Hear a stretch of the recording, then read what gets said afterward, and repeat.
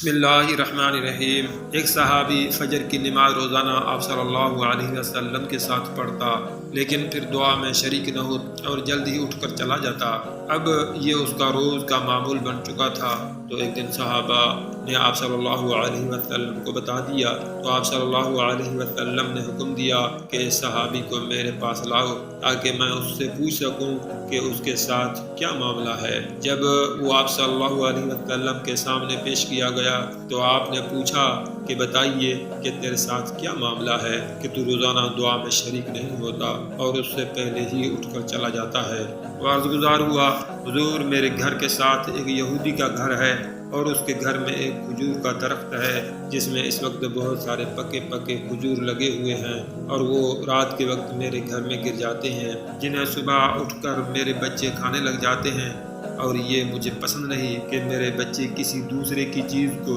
اس کی اجازت کے بغیر کھائیں، اسی لیے میں نماز پڑھ کر جلدی سے چلا جاتا ہوں اور وہ کھجور اٹھا کر مالک کی طرف بھیج دیتا ہوں، اور یہی وجہ ہے کہ میں دعا میں شریک نہیں ہو پاتا۔ آپ صلی اللہ علیہ وسلم نے فرمایا، ٹھیک ہے، اب تم ایسے کرو کہ تم اپنے اس پڑوسی کو میرے پاس حاضر کرو۔ تو جب وہ یہودی آپ صلی اللہ علیہ وسلم کی جناب میں حاضر کیا گیا تو آپ نے فرمایا کہ اے یہودی، تم ایسے کرو کہ یہ درخت اس کے حوالے کر دو اور اس کے بدلے تمہیں ایک درخت جنت میں مل جائے گا۔ لیکن اس یہودی نے انکار کر دیا، تو آپ صلی اللہ علیہ وسلم نے فرمایا، ٹھیک ہے، اگر تم جنت میں درخت نہیں لینا چاہتے تو کوئی بات نہیں، تم یہ درخت اس کو بیچ دو، تمہیں اس کی منہ مانگی قیمت مل جائے گی۔ لیکن اس پر بھی وہ یہودی نہ مانا اور چلا گیا۔ آپ صلی اللہ علیہ وسلم نے اس صحابی کو فرمایا کہ تم بھی چلے جاؤ، اور جب دوسرا دن ہوا اور وہ یہودی صبح نیند سے بیدار ہوا تو کیا دیکھتا ہے کہ وہ درخت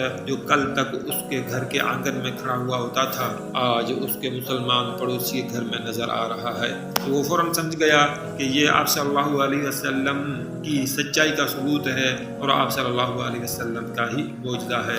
سو فوراً آپ صلی اللہ علیہ وسلم کی خدمت جناب اقدس میں حاضر ہوا اور کلمہ پڑھ کر مسلمان ہو گیا۔ تو میرے پیارے مسلمان بھائیوں، اس واقعہ میں اس غیر مسلمان کو کلمہ پڑھنے کی سعادت کی وجہ اگرچہ رسول اللہ کا معجزہ تھا، لیکن اس تمام واقعے کی اصل وجہ ایک مسلمان کے حلال کھانے کا ارادہ، عزم اور نیت تھی، جس کی طاقت سے یہ سب ہوا۔ میرے بھائیوں، ابھی سے اچھی نیتیں بنا لیجئے، کیونکہ تمام غیر مسلم قوتیں اچھائی سے ہی متاثر ہوتی ہیں، اور اسلام بھی ایک اچھا مذہب ہے۔ اچھے اخلاق کی قوت سے ہم ہر ایک کو متاثر کر سکتے ہیں۔ صدق اللہ العظیم۔